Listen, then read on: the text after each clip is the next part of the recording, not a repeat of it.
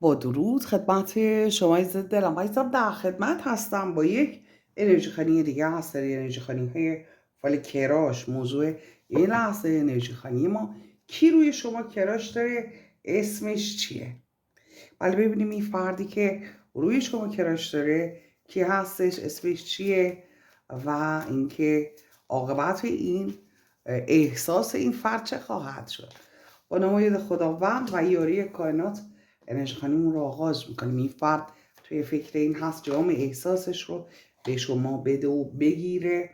حتی ممکن هست در گذشته یه رابطه‌ای بین شما وجود داشته، جام احساسی حتی ممکن در گذشته بین شما دو نفر رد و بدل شده، ولی خب رقبایی وجود داشتن. رقبا بله همخون میتونه باشه یا یک رقیب احساسی میتونه باشه که باعث این فاصله شده و شرایط سختی رو پس از اون این فرد دچار شده. شاید خدا نکرده برای شما این مسئله پیش اومده باشه. به هر جهت جام احساسی که این فرد میخواسته بده یا داده به شما یک نفر که شما میدونی کی هستش. و مسئله دیگری که کائنات داره بهش اشاره میکنه این هستش که بعد از اون قضیه که فرد یا افرادی بین شما فاصله انداختن یا این فرد راه دور رفته به دلایلی، داره نشون میده که شرایط اصلا خوب نبوده، نه برای شما نه برای این فرد. یکم این ورتر بذارم این دکا رو که هفتایی میخوام بچینم، چون گذشته رو توضیح داد در اینجا کائنات. بنابراین میخواد تو ردیف دوم هم احتمالا در مورد حال قضیه صحبت کنه و بعد آینده قضیه. بله یک کارت دیگه ببینیم به ما میده. آمین که کائنات هر آنچه که پنهان هست رو آشکار کنه. بله میگه که شرایط خیلی سختی رو این فرد گذروند بعد از اینکه این مسئله به مشکل خوردش و دوی شمشیر، اختلافات، ناراحتی ها، مشکلاتی و همونطور که ملاحظه میفرمایید زحمت های زیادی کشید ولی سرکله بسته. انگار که بی انگیزه شد، انگار که اصلا این دنیا دیگه براش جاذبه ای نداشت، انگار که مثلا این هم زحمت میکشم که چی، برای یکی، برای چی. یه همچین طرز فکری در خصوص این فرد داره نشون میده و نارضایتی های این فرد رو داره بهش اشاره میکنه، این که رضایتمند نیست و نبوده. در خصوص تمام مسائل یک دودلی رو در خصوص این فرد داره کائنات بهش اشاره میکنه. میگه همش دودل بوده و هیچ چیزی احساس میکرده که اونطوری که دلش میخواد پیش نرفته و با همه سر جنگ داشته، با هیچ کس به تفاهم نرسیده و پس از اون انگار که این فرد اصلا خیر و خوشی ندیده، خدای نکرده اینجوری داره چون نشون میده. ولی میگه که زحمت های زیادی کشیدم به اندازه 7 سکه، ولی یک سکه هم حتی دستمو نگرفت یا نمیگیره و احساس میکنه که فرکانسش، شانسش هیچی باهاش یار نیست. سقوط دیگه ای رو این فرد تجربه کرده یا این شکست انقدر براش بزرگ بوده که نتونسته وارد یک رابطه واقعی بشه. میگه هنوز هم که هنوز شبها خوابم نمیبره، فکر میکنم به تو و اینکه هنوز که هنوز هستش این جامعه احساسم توی دستم برای تو باقی مونده. میگه میدونم تو هم دست و پات بسته است، ولی دست و پات بسته هستش. میدونم تو هم گرفتار هستی، هر دومون گرفتار شدیم.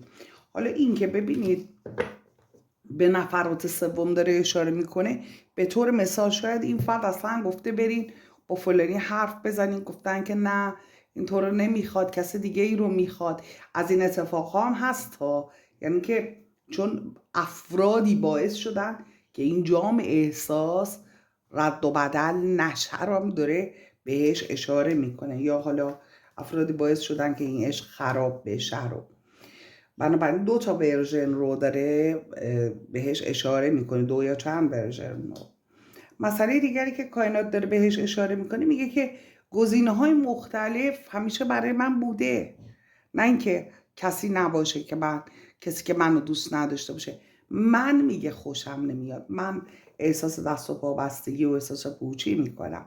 اختلاف هام هنوزم هست، هنوزم میگه توی دلم هستش.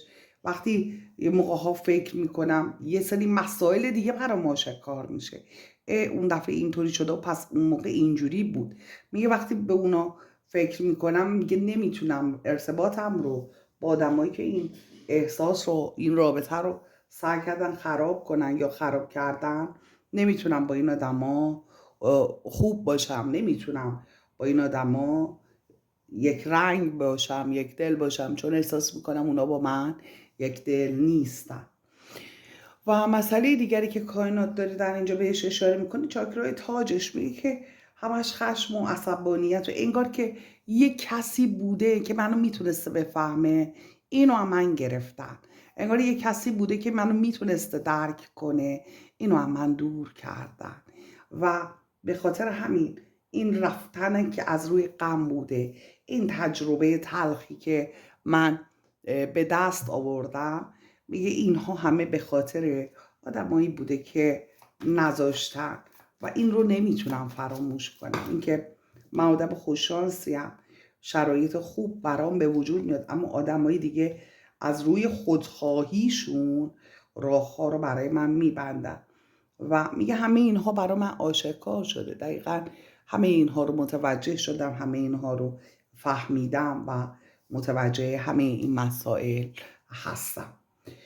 بله، ببینیم دیگه چه مسائلی رو میخواد آشکار کنه. زمان حال خیلی طولانی داره در مورد زمان حالش صحبت میکنه، انگار حرفای دلش خیلی زیاد هست.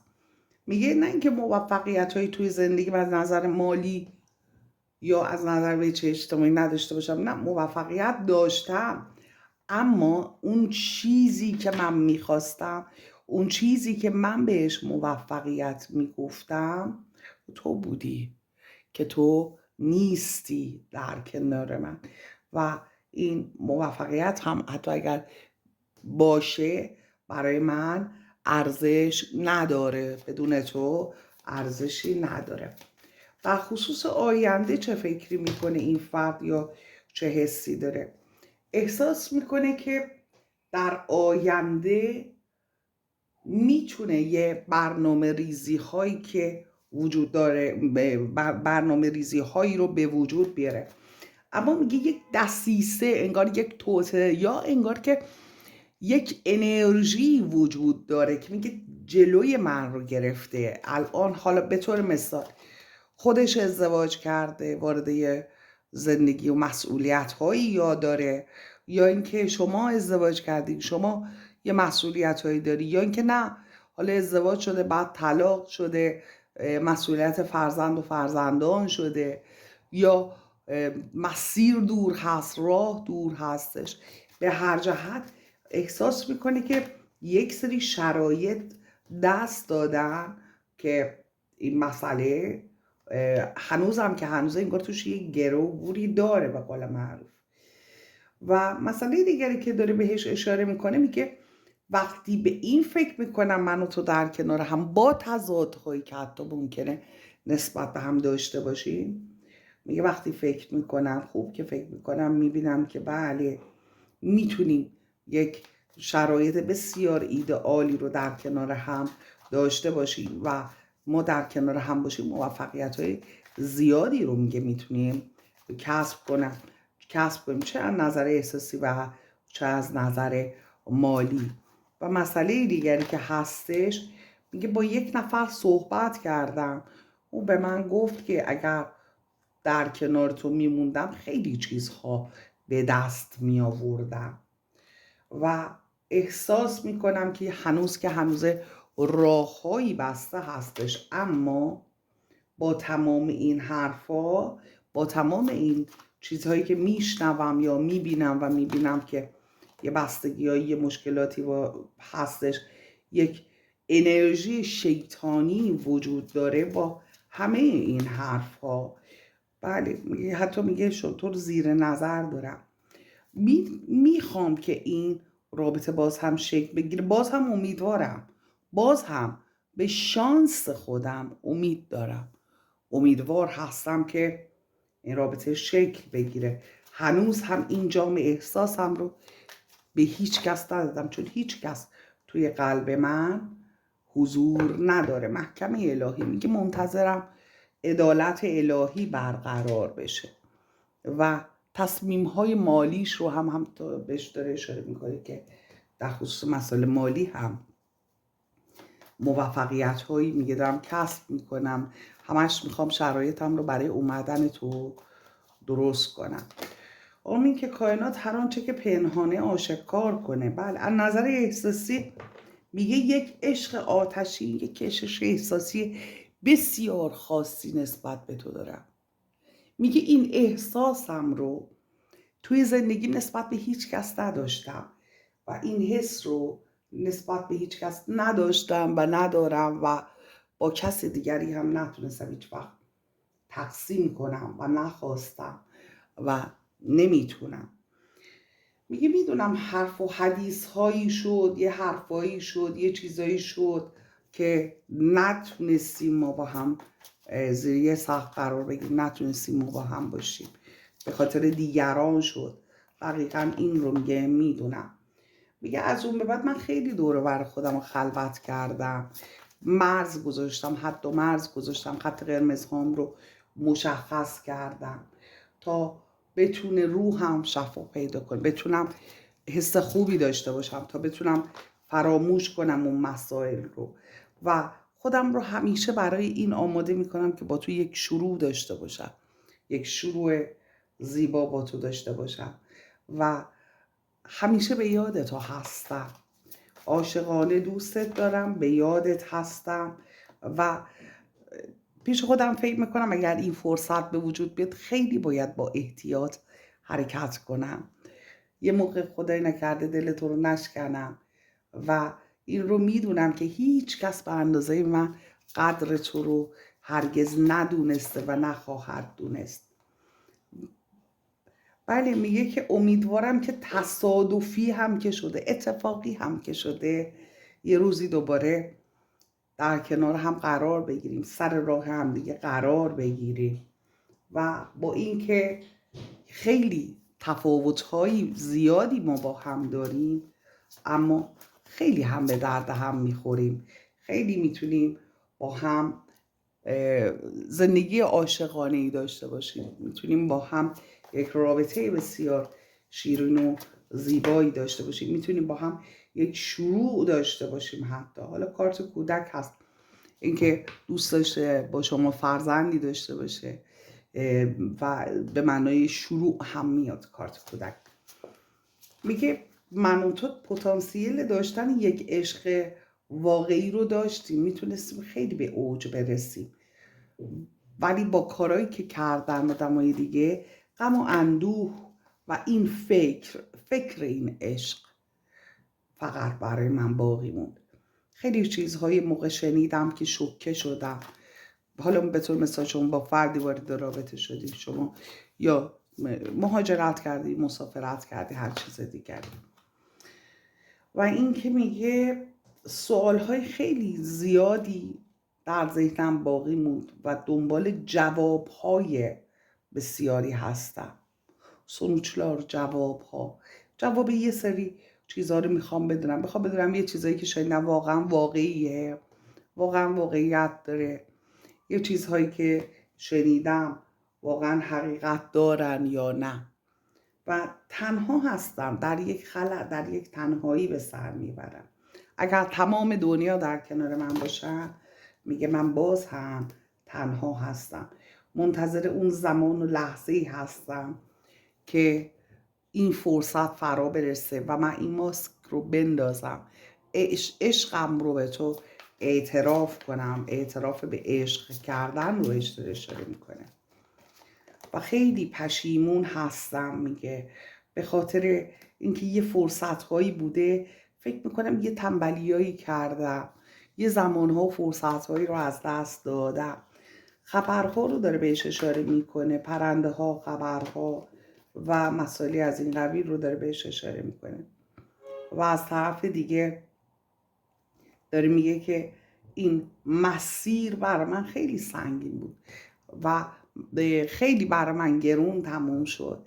عشق من و تو یک عشق بزرگ بود و هست و اینکه انرژی عشق تو رو احساس میکنم، حتی اگر از هم دور باشیم من تو رو کنار خودم حس میکنم. میگه خیلی از خداوند خواستم، خیلی دعا کردم، خیلی آرزو کردم من و تو با هم میتونستیم خیلی تفاهم خوبی داشته باشیم. احساس میکنم هیچ کس نمیتونه مثل تو منو درک کنه.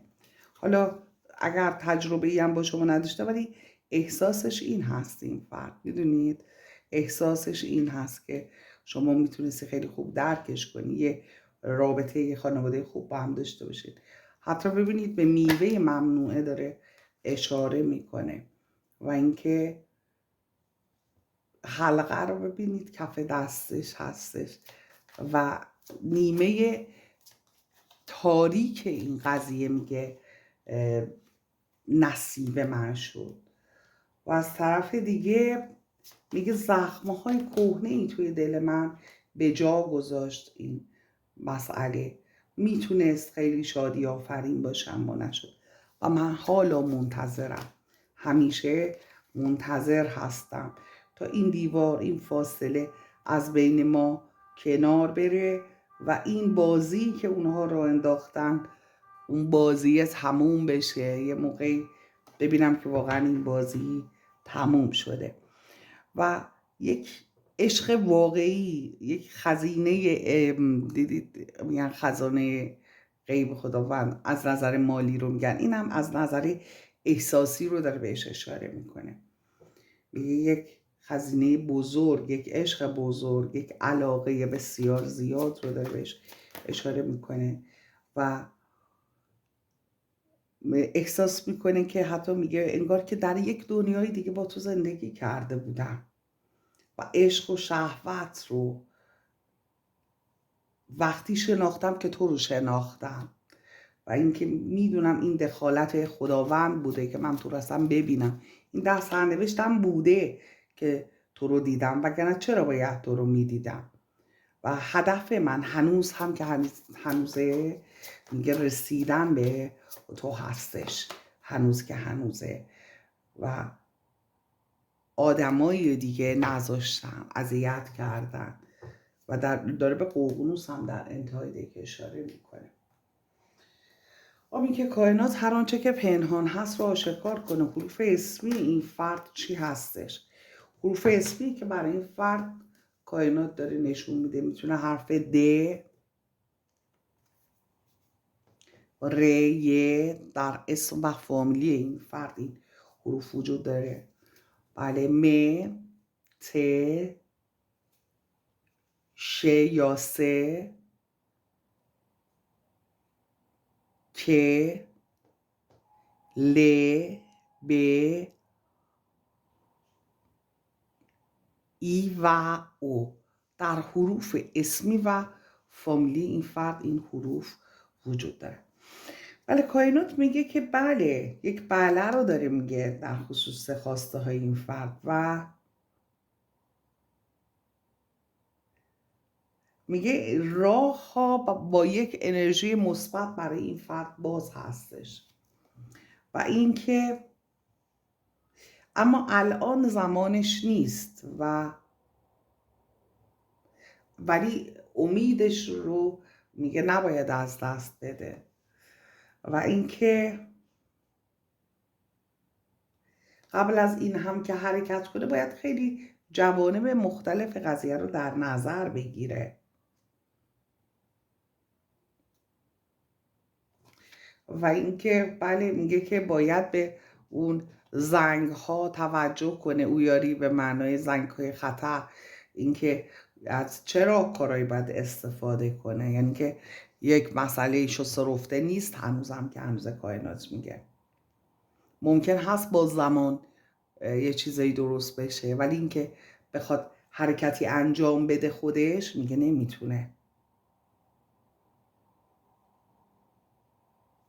و اگر حرف پیام کائنات رو گوش کنه اجازه بده سیر طبیعی خودش رو داشته باشه. مسئله میتونه یک جواب خوب رو کائنات میگه دریافت کنه. این فرد دوست دارم عزیز دلم. چه تا این لحظه لایک سابسکرایب نکردی لطفا لایک کن، سابسکرایب کن، از چنل خودت حمایت کن. در نور باشی.